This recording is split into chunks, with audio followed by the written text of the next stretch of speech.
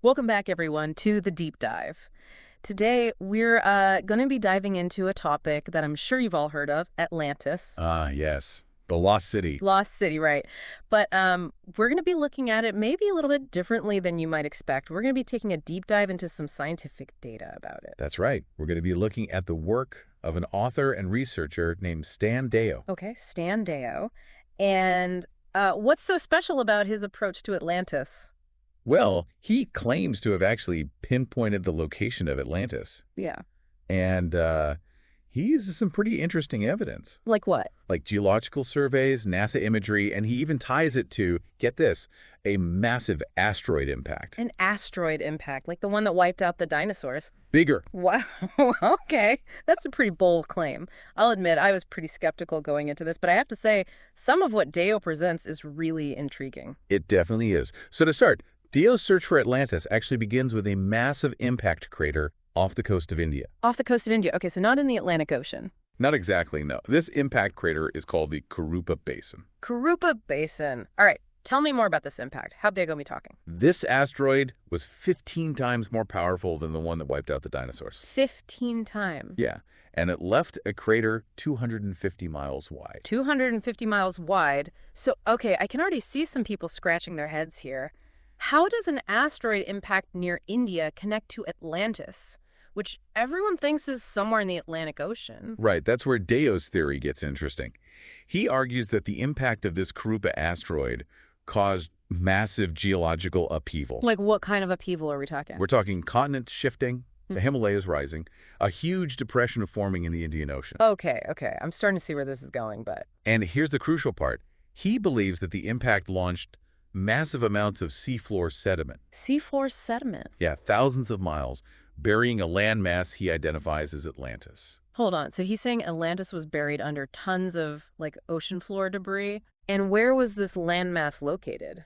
Deyo places Atlantis on what is now the Arabian Peninsula. The Arabian Peninsula. So he's saying that the Arabian Peninsula was Atlantis. He claims it was once an island.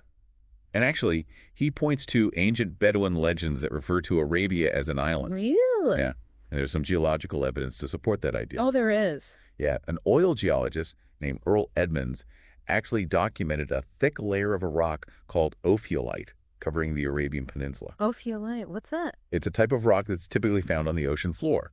So finding it in Arabia suggests that at some point that area was underwater. So, okay, Dio's proposing that Arabia was once an island. It got buried under debris from this massive asteroid impact in the Indian Ocean. It's a bold claim, but I'm starting to see how the pieces fit together. It's a fascinating theory. But to be convincing, Deyo needs to connect his findings to what we know about Atlantis from the historical record. Yeah, exactly. I mean, the main source of information we have about Atlantis comes from Plato, right? So, remind me, what did Plato actually say about Atlantis? Well, Plato described Atlantis as a large island, larger than ancient Libya and Asia Minor combined. Okay, that's pretty big. It had a fertile plain surrounded by mountains on the seaward side and a navigable sea to the east. Okay. And he placed it beyond the Straits of Hercules, right? Yeah. But no one's ever been able to definitively say where the Straits of Hercules actually are. Right. So does any of that match up with what Dio's found? Remarkably, yes. Deyo claims to have found geographical features on the Arabian Peninsula that correspond to Plato's descriptions. Really? For instance, Deyo identifies the Straits of Hercules as a narrow channel in the Mediterranean Sea. So in this theory, we're treating the Atlantic Ocean for the Mediterranean. In a way, yes. That channel once connected to what was considered the Atlantic in ancient times. And what was the Atlantic back then? That would be an area that is now the Persian Gulf. So the Persian Gulf is the sea to the east of Atlantis. According to Deyo, yes. This was the navigable sea that existed before India collided with Asia. Wow, this is really making me rethink my mental map of the ancient world. But what about the city of Atlantis itself? Did Plato give any clues about what that looked like? He did, and this is where Deyo's research gets even more specific. He focuses on locating Poseidon's capital city, which Plato described as a circular island with concentric rings of land and moats. Concentric rings, like a bullseye. Exactly. And did Dio actually find something like that? He claims to have found a matching formation in the Persian Gulf near the island of Dam. So he's got a possible location for the city of Atlantis. And this location also has a unique freshwater dome. which aligns with Plato's description of hot and cold springs that Poseidon created on the island. Okay, so he's found a possible island location that matches Plato's description. But, I mean, couldn't this formation just be a natural occurrence? Is there any actual evidence that links it to Atlantis specifically? That's where Dio gets into some finer details, like the mention of orichalcum by Plato. Orichalcum. Now that sounds like something straight out of myth to me. It does. But Dio identifies orichalcum as a specific type of brass alloy. A brass alloy. It's called gunmetal, Yeah. and it's highly resistant to seawater corrosion. Okay. And guess what? He links its production to an ancient mine in Saudi Arabia. In Saudi Arabia. So he's found a source for this mythical metal. And the ratio of metals found in that mine, it perfectly matches the composition of orichalcum. Wow, that's incredibly specific. So not only does he have a possible location for Atlantis, but he's found a potential source for their signature metal. Exactly. And this detail about orichalcum, it's important because it provides more tangible evidence linking this location to the Atlantis described by Plato. It really does make you think, huh? Yeah. And this idea of Atlantis as a kind of cultural blueprint, well, it leads Dio to examine some other interesting connections too. Like what? He connects the concentric ring structure of Poseidon's island to other ancient sites around the world. Wait, he's saying that other places copied Poseidon's island design. Possibly. He points to Stonehenge, for example, Stonehenge? the rings of Gilgal and the Golan Heights, and even numerous keyhole formations that are found throughout the Middle East and beyond. Wow, okay. And what does he make of these connections? He suggests that these formations, they might represent a cultural memory of Atlantis. Like, people around the world were trying to recreate what they remembered of Atlantis. Or, and this is where it gets really interesting, he suggests they might even be the work of other fallen angels, like Poseidon. Fallen angels building Stonehenge. Now, that's the theory I haven't heard before. I'm not sure about that one. Yeah, that's where Dio's theory starts to get a little more speculative. A little. Okay, so we've covered a lot of ground here. A giant asteroid impact, a sunken island in the Persian Gulf, ancient symbols scattered across the globe. Dio's lecture is definitely ambitious, but it really does raise some interesting questions. It certainly does. I mean, is there any truth to any of this? I'm still pretty skeptical, but I have to admit the geological and geographical evidence Dio presents it's pretty hard to ignore. It is, isn't it? And he makes a pretty convincing case for the Arabian Peninsula as a possible location for Atlantis. Yeah, he does. But there's still a lot to unpack. Absolutely. And Dio's lecture actually goes even further than this. He even connects Atlantis to events happening in the modern world. Modern world. And even suggests possible ties to extraterrestrials. Extraterrestrials. Okay, now you've really got my attention. We're going to have to dive into those claims after we take a moment to gather our thoughts. Okay, so we're back, and I'm still trying to process all this talk about asteroids and sunken islands and fallen angels. It's a lot to take in. It really is. But you mentioned that Dio's theory goes even further, that he connects Atlantis to events happening in the modern world. He does. And even extraterrestrials. Right. Dio doesn't just stop at pinpointing the location of Atlantis. He goes on to argue that Atlantis isn't just an ancient mystery, but is somehow connected to powerful forces operating in the world today. Okay, that sounds a little far-fetched, but I'm curious. How does he connect Atlantis to the modern world? Well, he starts by highlighting the existence of a secret underground base in Saudi Arabia. A secret underground base? Yeah, about 120 kilometers outside of Riyadh. Yeah. Dio claims this base houses advanced technology potentially linked to extraterrestrial beings. Hold on, a secret alien base in Saudi Arabia? What evidence is there that this base even exists? Well, Dio doesn't provide concrete proof for the base's existence, relying instead on anecdotal evidence and blurry satellite images. Blurry satellite images, okay. But he does point to a couple of interesting facts, like recent mining projects named Atlantis 1 and Atlantis 2 in the Red Sea. Atlantis 1 and Atlantis 2. Yeah. It does make you wonder if there might be more to those projects than meets the eye. So he's saying that the Saudis might be trying to recover Atlantean technology. Possibly. What kind of technology are we even talking about here? Dio doesn't specify the exact nature of the technology, but he suggests that it could be something like anti-gravity technology, advanced energy sources, maybe even genetic manipulation. All derived from Atlantean or extraterrestrial sources. Right. So is he saying that the Saudis are trying to take over the world with alien tech? Dio doesn't go that far. He's more interested in exploring the symbolic connections. Symbolic connections? What does that even mean?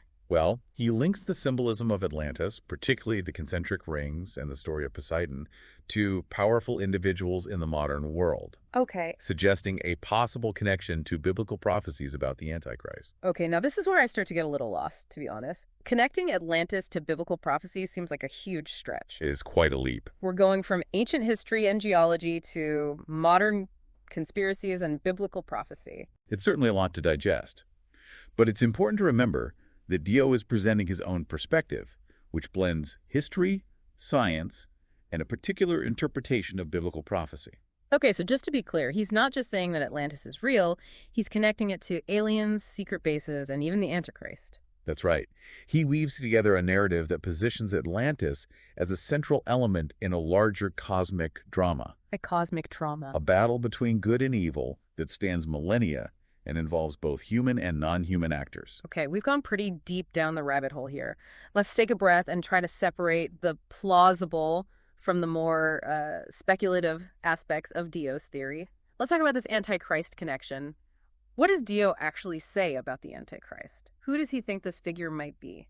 Well, Dio points to a few potential candidates, all current or recent figures in the Middle East. The Middle East. He mentions Prince Mohammed bin Salman of Saudi Arabia, highlighting his rapid rise to power and his ambitious reform plans. And the symbolic connection to the name Solomon. Exactly. And he also draws parallels between bin Salman's actions, such as forming a military alliance and promoting economic diversification, to prophecies in the book of Daniel about the Antichrist's rise to power. So he's saying that this Saudi prince could be the Antichrist. Is that based on anything more than just the name Solomon? Well, he also briefly mentions other figures like Iranian General Qasem Soleimani and Syrian President Bashar al-Assad as potential candidates, citing their involvement in conflicts, their control over military forces, and their attempts to consolidate power. Okay. He sees Atlantis as a symbol of lost power, advanced technology, and a rebellion against divine authority, all themes that he believes are reflected in the actions of certain modern leaders. So Dio is essentially casting a wide net, looking for anyone who fits a certain profile of power and ambition, particularly in the Middle East, and linking them back to the Atlantis myth. In essence, yes. Dio's theory really pushes the boundaries of traditional thinking, wouldn't you say? It certainly does.